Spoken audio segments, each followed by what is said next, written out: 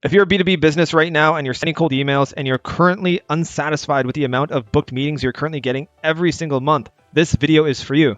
My name is Connor Kaplan. I run an agency called Leveraged Operations, and I've sent well over 500,000 cold emails in the last 2 years. What I've been able to do is book hundreds of meetings, and because of this, I learned a thing or two about how to convert a cold lead into a booked meeting. Let's go ahead and jump into this. At first, what are we looking at today? This is typically a cold email sales funnel. What we want to look at is how we could increase the amount of booked meetings that a company gets every single month. So the way that most companies approach cold email is they'll typically buy their infrastructure, they'll buy their domains, they'll buy their email accounts, they'll create the strategy. So they'll come up with their angle, they'll figure out the best prospects to reach out to, they'll come up with an intro offer. However, so many of them drop the ball when it comes to inbox management. And I'll walk you through this in just a moment. The reason why they drop the ball is because they simply don't reply to emails fast enough, and they don't make it easy for the prospects to say yes to a meeting.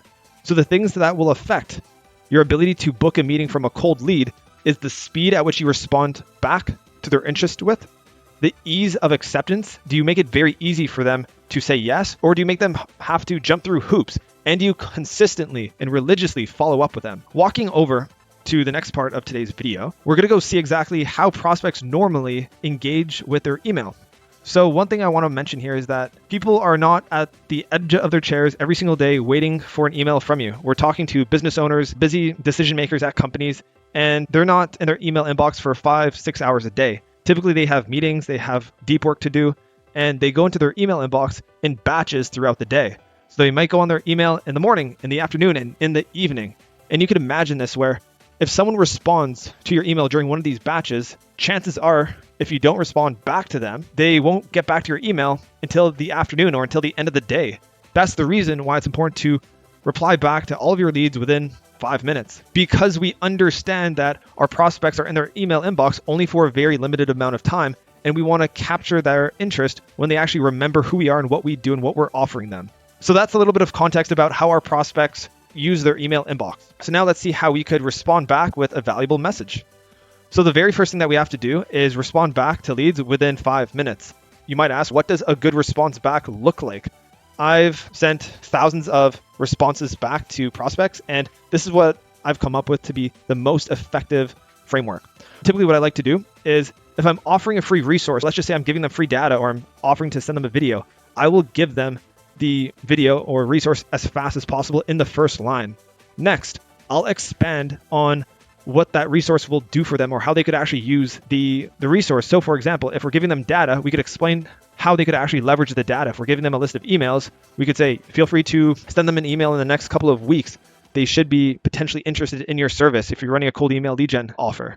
Next, we could give them time options. So instead of saying, are you open to casually chatting? Something that's very open-ended, where they could say yes. We want to ask a very close-ended question where we'll either get a yes or a no, where we're asking people, hey, are you either available next Monday at 2 p.m. or Tuesday at 4 p.m. Eastern time? And typically what I always do for the time zones is I'll go on their LinkedIn, I'll see exactly where in the US they're living, and then I'll just match it to their time zone. It's these small differences that really make the difference, because we want to make it as easy as possible for a prospect to say yes. We don't want them to do any kind of math.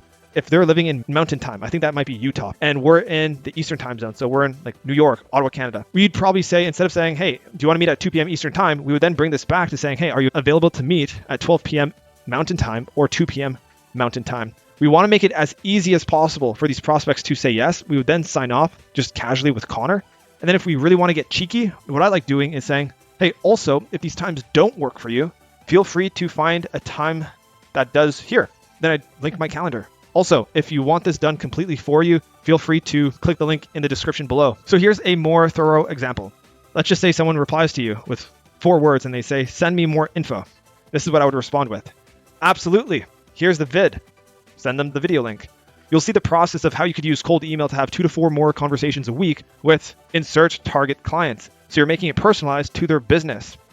If you like what you see and you think this is worth a chat, would you be available at one of the following times to see if this could be a fit? Tomorrow at 1 p.m., Monday at 1 p.m., Tuesday at 4 p.m. And then you would just sign off with your first name. Also, feel free to use my booking link here. That's the complete overview of how I would approach that initial response back. Now, you might ask, if I don't hear back, what do I do? I'll walk you through what that looks like. If they don't, you want to follow up with them at least 2 to 3 times. We understand that business owners and decision makers at small companies, mid-market companies, even enterprise level companies, everyone's busy. And sometimes you're doing them a service just to bring it to the top of their inbox again. So typically what I would do is, if I'm following up with them 3 times, that first time I follow up with them, I would summarize the video and ask them if this desired result that I'm proposing is a priority for them at the moment. Next, the second follow-up that I would do, and typically I always have 2 days in between the follow-ups. The second and the third one, I'd give a week, but for the first one, I'd send it the next day. The third follow-up, I'd send typically like 2 to 3 days after. And then the third one, I would send a week after the most recent one. Also, if this is like the 5th time you're reaching out to them and you don't hear back, typically I like to leave the door open. So I would say, hey, do you know what? Probably understand that this isn't a priority for you right now, but feel free to reach out in the future when this does become a priority. So you're casual, you're respectful, and you're leaving the door open in the future. So what happens if they do respond? You just want to confirm that you got their message and you send them a calendar invite, and then you remind them to show up to the calendar invite maybe the day before the meeting or a couple hours before the meeting. So that's today's video. If you like this type of content, feel free to subscribe or drop a comment below, and I'll see you on the next video. Have a great day.